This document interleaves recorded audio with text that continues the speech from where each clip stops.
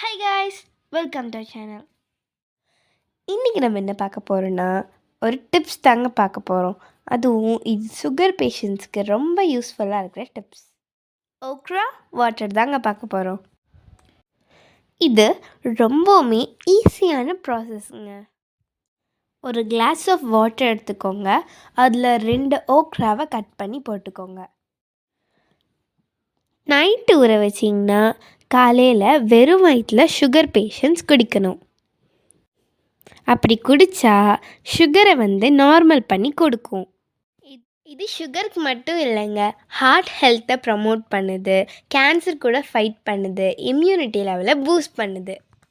அது மட்டும் இது வெயிட் லாஸ்க்கும் ப்ரெக்னென்சி லேடிஸ்க்கும் இது ரொம்பவுமே பெனிஃபிஷியலாக இருக்குது.